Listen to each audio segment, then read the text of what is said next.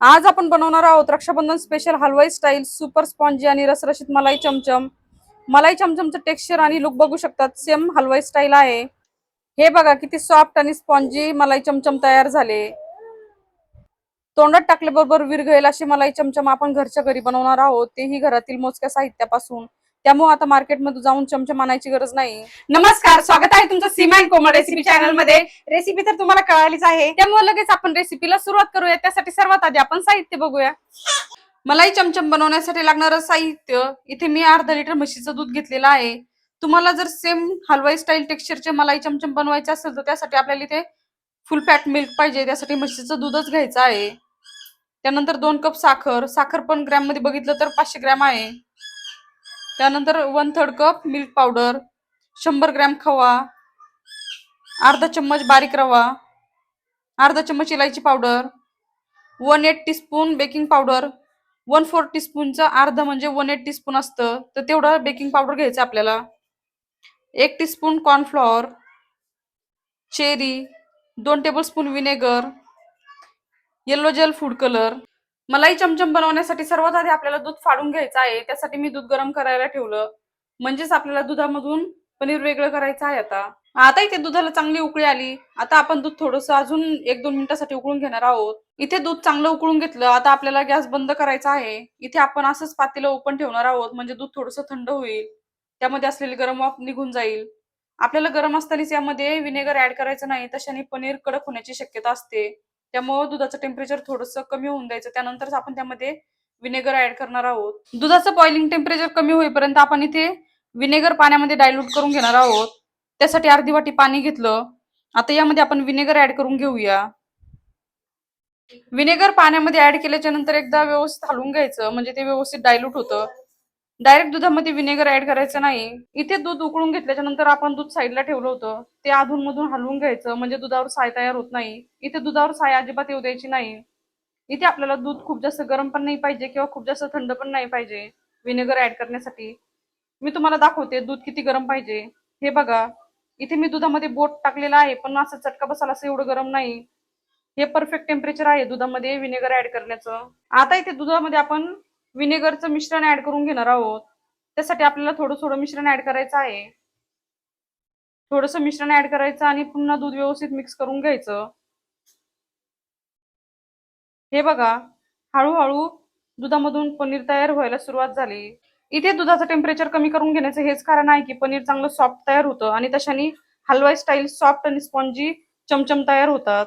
हे बघा, हळूहळू दूध फाटायला सुरुवात झाली। जोपर्यंत दूध पूर्णपणे फाटत नाही तोपर्यंत आपल्याला डायल्यूट केलेलं विनेगरचं मिश्रण यामध्ये ऍड करायचं आहे। हे बघा, हळूहळू दुधामधून पनीर वेगळं व्हायला सुरुवात झाली। अजून दूध पूर्णपणे फाटलेलं नाही, त्यासाठी अजून थोडंसं मिश्रण ऍड करून घेऊया। आता पुन्हा एकदा स्पॅच्युलाच्या सहाय्याने मिक्स करून घ्यायचं। इथे दूध पूर्णपणे फाटलं आणि त्यापासून पनीर तयार झालं। हे बघा, आता आपण हे तयार झालेलं पनीर असंच पाण्यामध्ये ठेवणार आहोत 1 मिनिटासाठी। इथे तयार झालेलं पनीर आपल्याला पाण्यामधून वेगळं करून घ्यायचं आहे। त्यासाठी एक पातेलं घेतलं, त्यानंतर त्यावर एक स्ट्रेनर ठेवलं। आता यावर आपण कॉटनचा रुमाल ठेवूया। आता आपण तयार झालेलं पनीर रुमालावर काढून घेऊया। इथे सर्व पनीर रुमालावर काढून घेतलं। आता आपण नॉर्मल पाण्याने धुवून घेऊया, म्हणजे विनेगरची स्मेल वगैरे असेल ती निघून जाईल।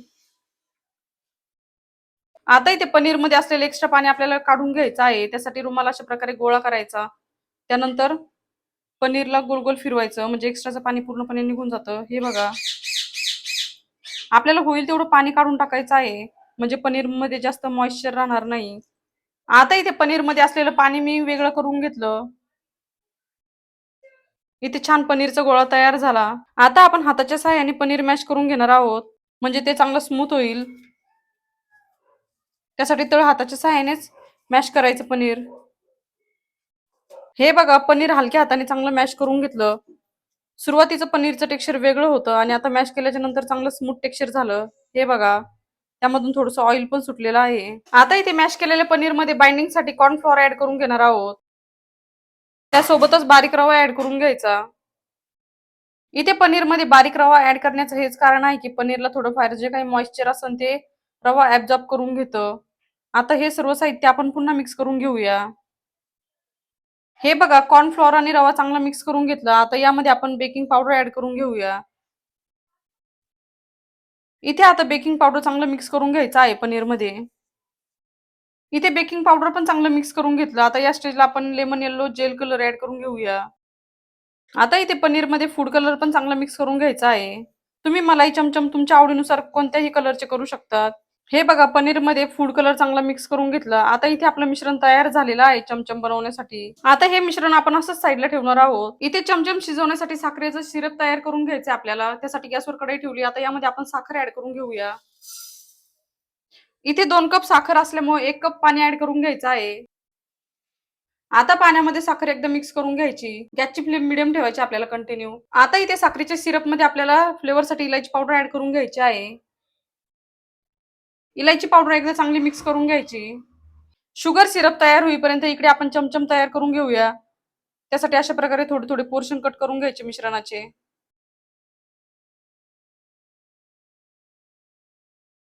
इथे चमचम बनवण्यासाठी अशा प्रकारे छोटे छोटे पोर्शन तोडून घेतलेले आहे. आता आपण चमचमला आकार देऊया. त्यासाठी अशा प्रकारे एक बॉल घ्यायचा मिश्रणाचा. त्यानंतर हातावर थोडस गोल गोल करायचं आणि त्यानंतर अशा प्रकारे त्याला लंब करून घ्यायचं. इथे आपण सिलेंड्रिकल शेपचे चमचम तयार करून घेणार आहोत. हे बघा अशा प्रकारे एक चमचम तयार करून घेतलं. आता राहिलेले सर्व चमचम याच पद्धतीने तयार करून घेऊया. आता तुम्ही बघू शकता अशा प्रकारे सर्व चमचम तयार झाले. आता आपण नेक्स्ट प्रोसेस कडे वळूया. आता इथे चमचम शिजवण्यासाठी लागणारा शुगर सिरप तयार झाला. इथे शुगर सिरपला चांगली उकळी आली आणि साखर पण चांगली मेल्ट झाली. गॅसची फ्लेम कंटिन्यू मिडियम ठेवायची आपल्याला. आता यामध्ये तयार करून घेतलेले चमचम सोडूया.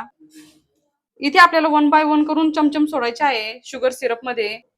इथे सर्व चमचम शुगर सिरप मध्ये ऍड करून घेतले. आता आपण यावर झाकण ठेवूया. इथे आपल्याला 6 मिनिटांसाठी असंच कुक करून घ्यायचं आहे मीडियम फ्लेमवर. आता इथे 6 मिनिटं पूर्ण झालेले आहे. तुम्ही बघू शकता साखरेचा पाक घट्ट झाला आणि चमचमची साईज पण डबल झाली. आता यामध्ये आपण गरम पाणी ऍड करून घेऊया. म्हणजे पाक थोडंसं पातळ होईल आणि कंटिन्यू त्याची उकळी चालूच राहील. जर आपण थंड पाणी ऍड केलं तर लगेच उकळी पूर्णपणे थंडी होऊन जाते. इथे आपल्याला उकळी कंटिन्यू पाहिजे. इथे कढईमध्ये गरम पाणी ऍड केल्याच्या नंतर पुन्हा आपल्याला कढईवर झाकण ठेवायचं आहे. इथे आपल्याला पुन्हा 5 ते 6 मिनिटांसाठी चमचम शिजवायचे आहे. आता आपण कढईवरचं झाकण पुन्हा एकदा ओपन करूया. इथे सुरुवातीपासून तर आतापर्यंत 12 मिनिटं पूर्ण झाले. आता पुन्हा आपण यामध्ये गरम पाणी ऍड करणार आहोत. प्रत्येक वेळेस गरम पाणी ऍड केल्यामुळे साखरेचा पाक थोडासा पातळ होतो. इथे चमचमची साईज पण चांगली अजून डबल झाली आणि रंग पण बघू शकतात. आता आपल्याला हीच सेम प्रोसेस 2 वेळेस करून घ्यायची आहे प्रत्येक 6 मिनिटाच्या अंतरावर. आता आपण पुन्हा झाकण ठेवूया. आता आपण पुन्हा कढईचं झाकण ओपन करूया. इथे टोटल 18 मिनिटं झाले. आता पुन्हा आपण यामध्ये गरम पाणी ऍड करून घेऊया आणि अधूनमधून चमचम हलवायचे. आता आपण पुन्हा कढईवर झाकण ठेवूया. अजून 6 मिनिटाच्या नंतर पुन्हा आपण कढई ओपन करणार आहोत आणि पुन्हा आपण यामध्ये गरम पाणी ऍड करणार आहोत. इथे चमचम शिजवण्यासाठी टोटल 23 ते 24 मिनिटं लागतात. आता इथे चमचम चांगले शिजलेले आहे. आता आपण गॅस बंद करूया आणि चमचम आपण असेच थंड करायला ठेवणार आहोत या सिरपमध्ये. त्यानंतर चमचमची कढई 2 घंटेसाठी आपण फ्रीजमध्ये ठेवणार आहोत थंड करण्यासाठी, म्हणजे चमचम चांगले सेट होतील. इथे मी चमचमची कढई अशीच फ्रीजमध्ये ठेवली होती 2 तासासाठी.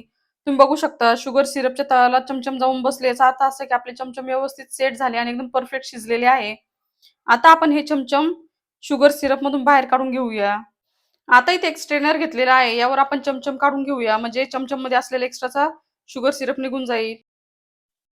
तुम्ही बघू शकता किती छान स्पॉन्जी चमचम तयार झाले. हे बघा.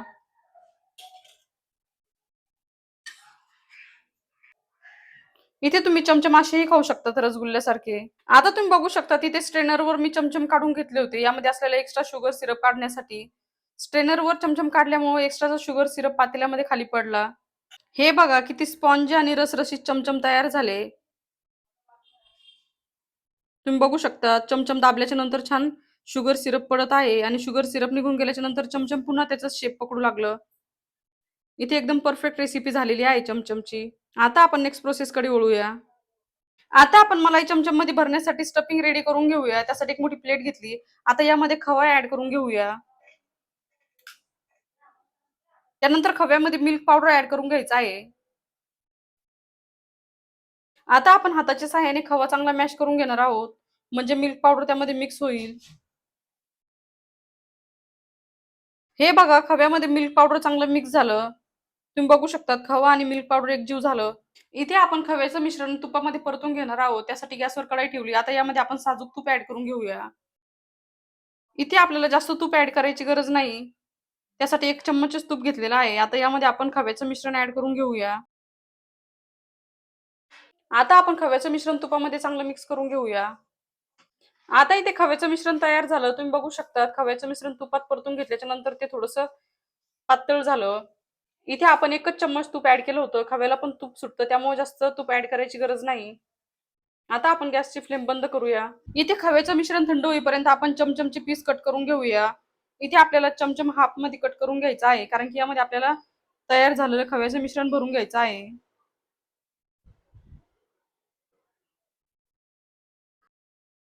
हे बघा, अशा प्रकारे जागा करून घ्यायची, म्हणजे यामध्ये आपल्याला खव्याचे मिश्रण चांगलं भरता येईल. इथे चमचमचे सर्व पीस आपल्याला याच पद्धतीने कट करून घ्यायचे आहे. खूप सोपं आहे. हलक्या हाताने कट मारून घ्यायचे. आता राहिलेले सर्व चमचम याच पद्धतीने कट करून घेऊया. आता इथे चमचमचे सर्व पीस कट करून घेतले. आता यामध्ये आपण खव्याची स्टफिंग भरून घेऊया. हे बघा, अशा प्रकारे आपल्याला स्टफिंग भरून घ्यायची आहे. या स्टफिंगमुळेच याला मलाई चमचम असे नाव पडलेले आहे.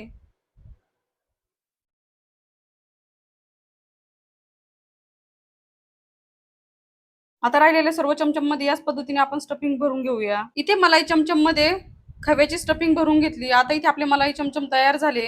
आता याला थोडंसं आपण चांदीचं वर्क लावून घेऊया. चांदीचं वर्क लावल्यामुळे हलवाई स्टाईल चमचम तयार होतात. तुमच्याकडे असेल तर लावू शकतात, नसलं तर स्किप केलं तरी चालेल.